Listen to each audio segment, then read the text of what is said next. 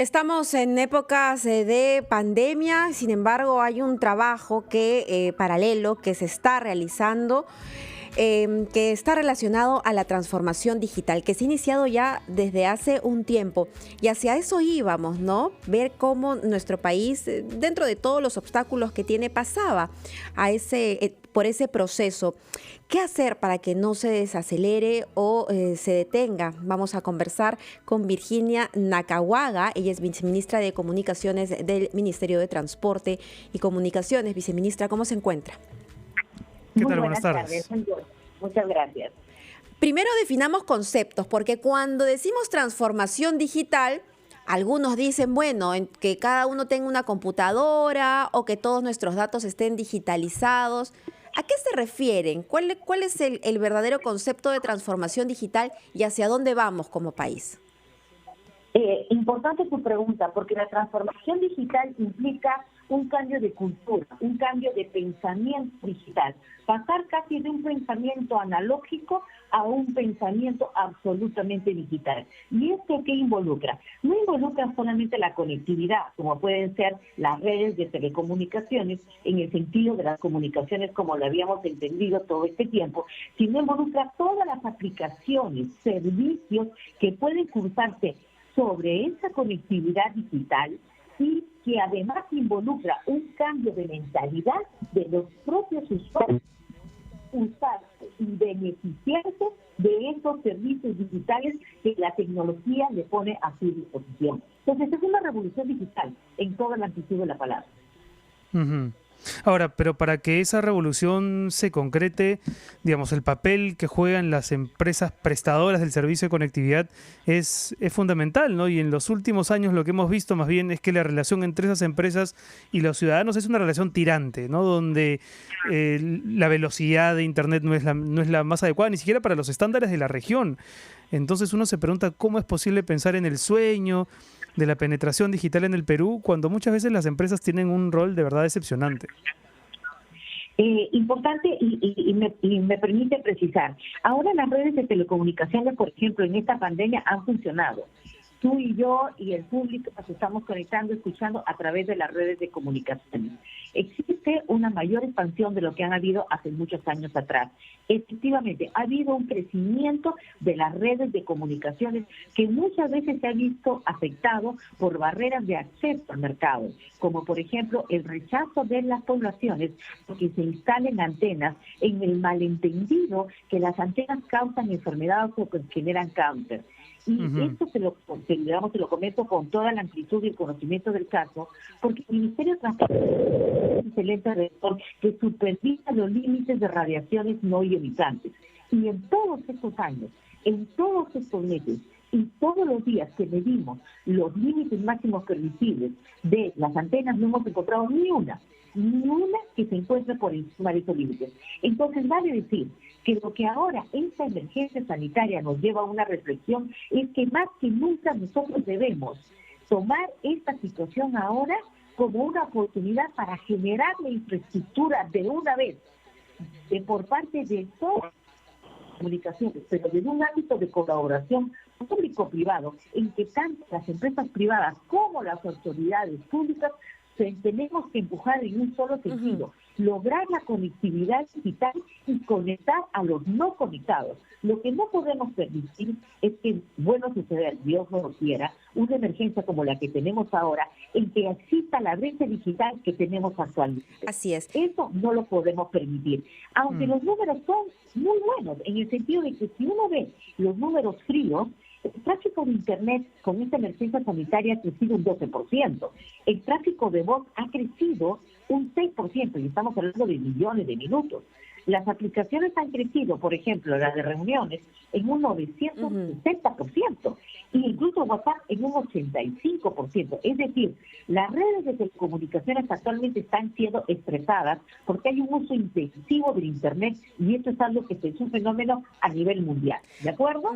Entonces, estamos soportando pero hay una gran brecha que debe ser atendido a través de la generación de mayor infraestructura. Eso estoy de acuerdo y estamos tomando las medidas en ese sentido. Bien, viceministra, no solamente es entonces la infraestructura, que es importante para llegar a las zonas más alejadas y que todos estemos incluidos en la era digital, también, por supuesto, es importante el trabajo de estas empresas prestadoras de estos servicios, pero también las reglas de juego que ponen las autoridades.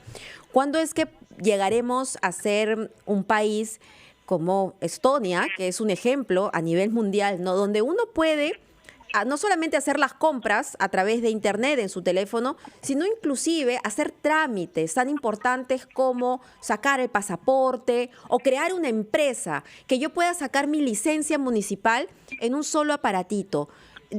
¿Cuánto tiempo vamos a tener todavía que caminar a llegar a ese punto que es inevitable? Porque hacia eso vamos todos los países. Es correcto. Mira, el mayor acelerador digital que pudo haber y tiene ahora el Perú y la mayoría de los países para la verdadera transformación digital, sin duda alguna, es esta pandemia. Es el mayor acelerador digital por excelencia. ¿Y qué es lo que tenemos nosotros? Lo que tenemos que trabajar en tres frentes. Como bien dijimos al principio, esto se trata de una transformación digital. La transformación digital involucra que dentro de esas, digamos, mentalidad digital, como tú bien has dicho, hagamos empresa, hagamos telesalud, hagamos teleeducación, hagamos todos esos aplicativos que son las tecnologías de la información y comunicación. Y el actual gobierno ha emitido normas muy importantes, como son las de transformación digital, como es la de gobierno electrónico que lidera la CEIDI de PCM, como es de ciberseguridad digital, y hacia eso estamos caminando, sin duda alguna. Sin ninguna duda, no nos podemos detener para nada. Y por el otro lado, en lo que respecta a la cartera del Ministerio de Transportes y Comunicaciones como ente encargado de generar ese marco normativo que promueva la infraestructura, se ha dictado la semana pasada 6 decretos legislativos, de los cuales 2 son unas importantes armas para lo que es la generación de infraestructura, colocando a Perú en el país líder en América Latina en materia innovativa. Y brevemente te lo explico. Uno es la infraestructura.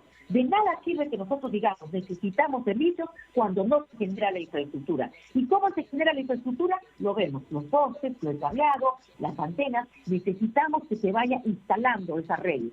Hemos propuesto y el Consejo de Ministros ha tenido a bien aprobarnos un decreto legislativo por el cual se crea un fast track hasta diciembre del 2020 de aprobación automática, por el cual las empresas presentan su solicitud, su documentación a las municipalidades e inmediatamente instalan.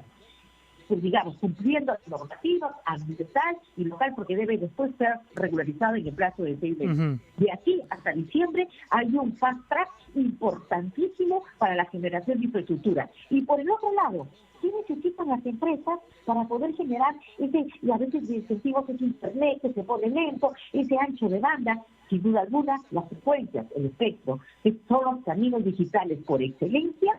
Eso estamos estableciendo un decreto legislativo por el cual se asigna en forma temporal y en forma excepcional el espectro que el Estado tiene en su poder para ser concursado, por ejemplo, lo pone a disposición de las empresas que tengan saturación de redes para que por 6 meses, prorrogables solo por 6 meses más, puedan ampliar el ancho de banda a sus usuarios cuando tengan esa saturación de redes. ¿Esto qué significa? Lo que significa es que por un lado tienes la columna de infraestructura, por el otro lado tienes la columna de espectro, todo en beneficio de los usuarios para poder ir y beneficiar y poder acrecentar la conectividad digital. Pero no olvidemos que la conectividad digital es solo el 50%. El otro 50% es la cultura digital. Eso, viceministro. A ver, todos nos estábamos preparando, ¿no?, antes del estallido de la pandemia para el 2021, que iba a ser el gran año del Bicentenario, en fin. Y la suerte, el destino ha querido que esta crisis nos coja un año antes, recordándonos el país tremendamente desigual que tenemos, ¿no? Casi como para llegar al año del Bicentenario, quizá más conscientes, más sensibilizados de las enormes diferencias que hay en el Perú. En ese sentido, la transformación digital uno lo escucha y como uno de los problemas del Perú es su enorme centralismo, a veces la perspectiva se reduce a la mirada capitalina. Hemos recibido aquí en RPP en las últimas semanas un sinnúmero de llamadas de gente niños en Puno que tienen que subir a un cerro para tratar de captar un poco de señal a ver si logran pescar un poquito de las clases de Aprendo en Casa, o un señor en Bagua que solamente que tenía como único medio de comunicación una pequeña radio a pilas, etcétera. ¿Cuáles son las regiones que hoy en el Perú están mucho más relegadas en esa futura y ojalá no tan remota transformación digital? ¿Cuáles son esas regiones a las que les va a costar muchísimo más soñar con un futuro como el que describía Mabel hace un instante? Sí, sin duda alguna hay que tomar en cuenta que las redes de telecomunicaciones se soportan en las redes de infraestructura eléctrica. Estamos hablando de las que van hacia áreas rurales, ¿verdad? Entonces, todas esas, digamos, el tema de las áreas rurales se soportan en esas infraestructuras y definitivamente las zonas en las cuales a nosotros nos generó la zona de la selva, Loreto, Amazonas, San Martín, la zona del Brain, Ucayali, esas son las zonas en que por el tema de tener muchas zonas protegidas, zonas digamos que en las cuales o la obtención de los permisos es sumamente complicado, nos llevó a que se aprobara el uso de la selva. Y actualmente tenemos 2 concursos de frecuencias que ya están en manos de Proinversión, en las cuales hemos establecido que el pago que se va a dar por estas frecuencias no va a ser monetario, sino va a ser en cobertura. ¿En cobertura en dónde? En zonas como Tumbes, Piura, Cajamarca, pero sobre todo en esas zonas de la selva, el Brain, la zona de frontera, a través de tecnología disruptiva, es decir, nueva tecnología aprobada por la Unión Internacional de Telecomunicaciones. Por ejemplo, ir a través de estos drones grandes, no llegan a ser aviones, pero estos drones en los cuales se ilumina una zona de cobertura muy amplia, estamos hablando de kilómetros cuadrados de cobertura, se les ilumina y pueden llegar a tener servicio. Es decir, para digamos, para espacios, para ambientes, para condiciones distintas, tenemos que pensar fuera de la caja. Sin duda, viceministra. Viceministra, nos ha ganado el tiempo. La verdad es que ha sido muy provechoso escucharla y por supuesto que nos quedan muchísimas más dudas. Ya habrá oportunidad entonces para continuar conversando. Era la viceministra de Comunicaciones, Virginia Nakagawa, a quien le agradecemos mucho por su tiempo. Tenemos que ir a una pausa, pero cuando regresemos, un asunto sumamente importante, los mercados, en especial el mercado de frutas. ¿Cuáles han sido los resultados del depistaje que se realizó en la mañana? ¿Qué es lo que va a suceder con este Vamos a conversar centro de abastos? con el alcalde de La Victoria, ni más ni menos. Así es, con George Forsyth. Volvemos con él.